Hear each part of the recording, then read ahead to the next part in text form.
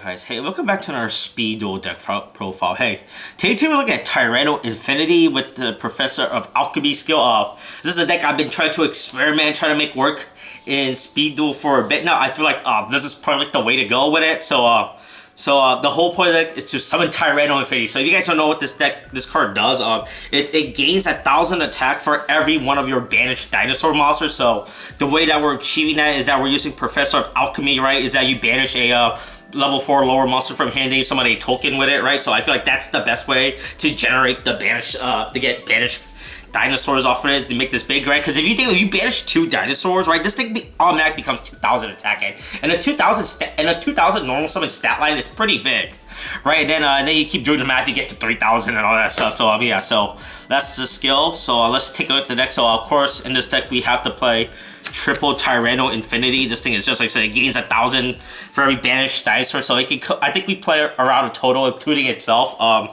We play 10 dinosaurs in this deck, so it could potentially become like 9,000 if you summon 1 copy. But at most, you're probably gonna get this thing up to like 2 or 3, which is just fine by itself.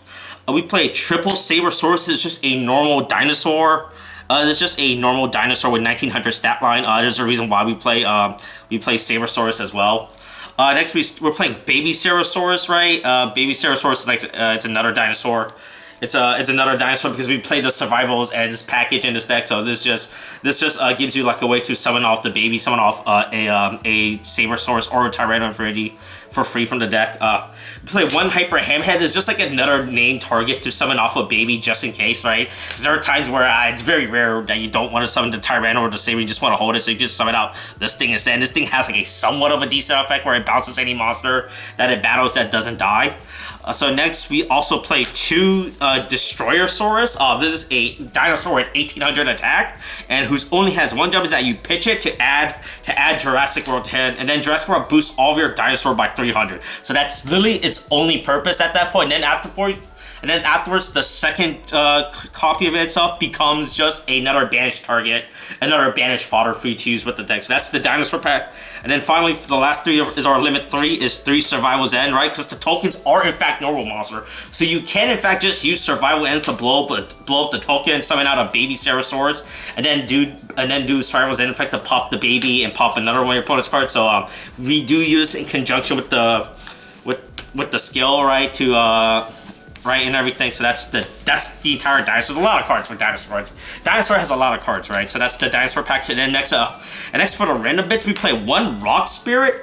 This just banish an Earth monster, and you summon it as just a 1,700 guy. I think during your turn it gains 300. Oh no, during your opponent's battle phase it gains 300. So yeah, sure, why not? You don't care for any of you care about the fact this just banishes an Earth monster. So this is just another way to boost the Tyranno Infinity. You banish any, because all these cards are Earth. Like, in case you didn't realize, every card in this deck is Earth. So you play a Rock Spirit just for that.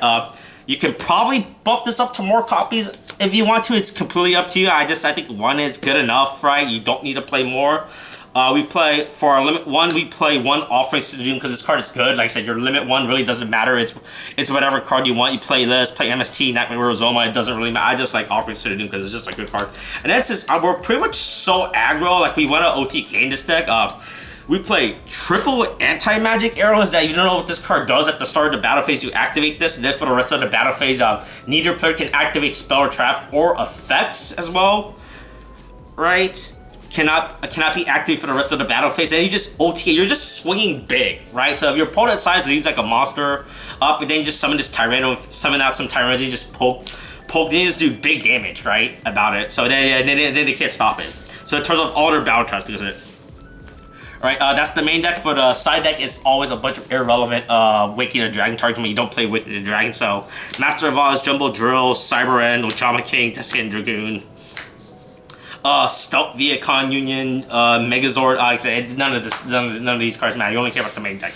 The main deck is it's where it's at. But anyway, yeah, that's the deck. I think this is a fun gimmicky deck to try out. You know, I feel like this is the best way to abuse Tyranno Infinity in this format, right? Is that you use it to generate your token advantage with the Professor Alchemy. Also, the token just randomly has can attack directly, so who knows, right? And you just do chip damage most of the time as well, right? Also, the fact that it means that the best thing about this skill is that your survival end is always live because of it, right? Because you're blowing up a normal token.